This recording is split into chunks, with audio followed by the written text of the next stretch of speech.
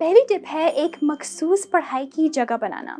पढ़ाई करते हुए एक पुरसुकून और आरामदेह जगह का होना बहुत ज़रूरी है। इससे आपकी तवज्जो मरकूज़ करने में आपको मदद मिलेगी। इसी वजह से एक ऐसी जगह तलाश करें जहां आपकी तवज्जो ना हिले और ऐसा माहौल बनाएं जो सीखने के लिए बेहतरीन हो।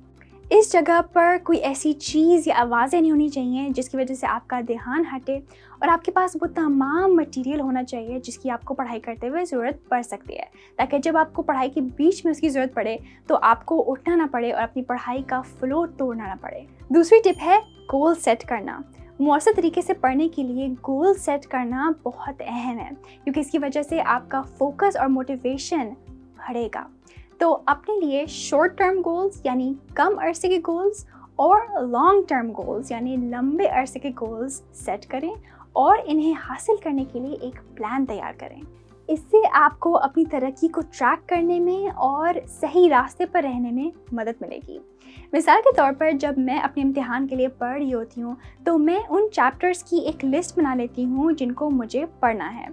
फिर मैं अपनी पढ़ाई शुरू करती हूँ एक चैप्टर की और 1 घंटे का टाइमर लगा लेती हूँ। एक बार जब घंटा ख़त्म हो जाएगा तो मैं ये देखूँगी कि मैंने 1 घंटे में कितने पेजेस की मालूमात पढ़ी।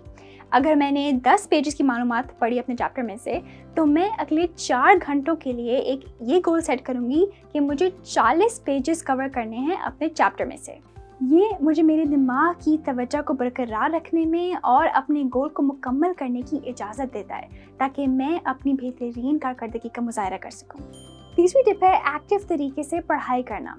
इसमें अपने पढ़ाई के मवाद के साथ मशगूल होना शामिल है। तो सिर्फ पढ़ने या सुनने के बजाय अपने सीखने के अमल में एक एक्टिव तरीके से हिस्सा लेना चाहिए। आप ऐसा करने के कुछ तरीके हैं: ज़हनी नक्शों के ज़रिए नोट्स लेना, या अपनी पढ़ाई के मवाद का एक ज़हनी नक्शे के ज़रिए खुलासा करना, या जो मालूमात आपने सीखी है उसे किसी और को सिखाना, जैसे कि किसी दोस्त को या अपने भाई बहन को। इस तरह मवाद के साथ मशगूल होना आपकी समझ को मजबूत करता है और उस मालूमात को आपके दिमाग में बरकरार रखने में भी आपकी मदद देता है। चौथी टिप है वक्फे लेना। साइंस ने बात देखी है कि वक्फे लेने से हमारी पैदावारी सलाहियत बढ़ती है और हम मज़ीद मालूमात को अपने दिमाग में बरकरार रख पाते हैं। तो इसी वजह से हर 45 से 60 मिनट्स में एक छोटा सा वक्फा लें, ताकि आप रिचार्ज हों और थक जाने से भी बचें। ये वक्त आप स्ट्रेचिंग, मेडिटेशन या चहलकदमी के लिए इस्तेमाल कर सकते हैं। इसके अलावा ये भी देखिएगा कि आपकी नींद सही हो, क्योंकि सही तरीके से सोया हुआ दिमाग ज़्यादा बेहतर तरीके से सीख पाता है और मालूमात को याद रख पाता है। पांचवी टिप है अपने सीखने में टेक्नोलॉजी का इस्तेमाल करना।